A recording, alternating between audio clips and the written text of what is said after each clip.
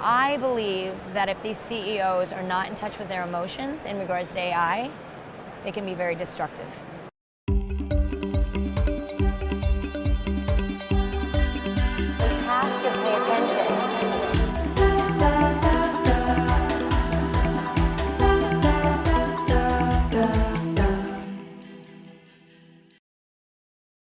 All right, I'm here with Molly Carroll. Molly, thank you for joining us here at the AI Summit with our Staying Human interview series. Yeah. And I'm gonna need you to look down because you've done a lot of things. So you're an author Yes. of Trust Within, Yes. which is a book about intuition. Uh-huh. You're also a licensed therapist, and you're also the founder and creator of a social emotional learning curriculum called Flourish. Yes. That is a lot. Yes, That it is a of lot. stuff.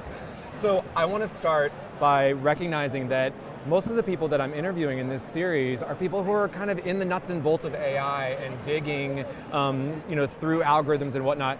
You are in the nuts and bolts of people, right? Which is a lot messier. Kind of the counterculture. Yeah, right. So how? I want to start with asking about your book. Like, how do you define intuition? Well, I think the best way that I define intuition, and this comes from like years of experience of following my intuition from when I was a very young child. Okay. I always made some of my best decisions from my intuition, and then doing research for the book and interviewing lots of different people and talking to different scientists and different people around the world about intuition, is that I think it is this combination between the head and the heart. Okay. And I think the head is kind of like our database of memories and experiences. And it's like our philo deck of intuition. And so when we're making our decisions, our morals, our values, our ethics are kind of in our head in a way. And so when we're facing a decision, we have to focus on the mind and the head. But I feel like I've been a greater part and a more important part and a harder part is the heart.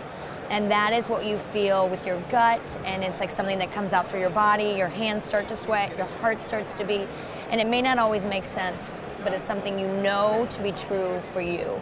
So as I walk around this AI Summit, which is in this awesome space, most of the companies that are here, most everyone that's here is talking about using AI to make better decisions. Right.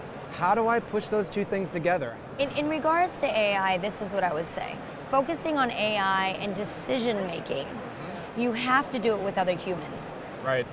And I think that's where your intuition comes into play, is when you're sitting in the room with another human being making a decision that's in regards to AI, that makes the best decisions. And I love Bill Gates is looking at it, Warren Buffett's looking at it, Elon Musk obviously is looking at it. They're all focusing on that we have to pay attention in regards to AI, to our decision-making skills and to our relationships to other human beings. So one of the things you might say would be that it would be a really bad thing if we abandoned our gut in favor of only AI. Exactly. But instead maybe we should use AI, as a lot of people do talk about it, as a tool or a decision aid, right.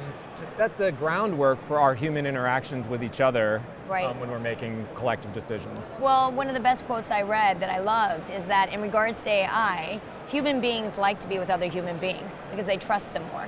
Okay, very good. So in regards to that, you're exactly right. Like that in order to make those decisions, you have to be involved in human connection. Go as far as you want with AI. Go as far as you want with technology. I don't care how far you go, just don't disregard the 20% of the human being and the human connection and what happens in regards to that. It's like the shadow side in Jungian psychology. Right. We have to look, what is it taking? What is the best way for an executive or a decision maker who's out there to root themselves down? Well, you're talking to someone, so my answer may not be the same that a lot of the other people's answers would be here. Yeah, okay. I hope not. So, but you're talking to someone that believes that we need to implement in children their connection to their emotions. And if we lose sight in that in children, we're losing sight in really important decision makers and policy in this world. Very good, very good. You're growing it. Right? So I believe that if these CEOs are not in touch with their emotions in regards to AI, they can be very destructive. Some people can be great on paper, but you're sitting with them and you just don't feel it.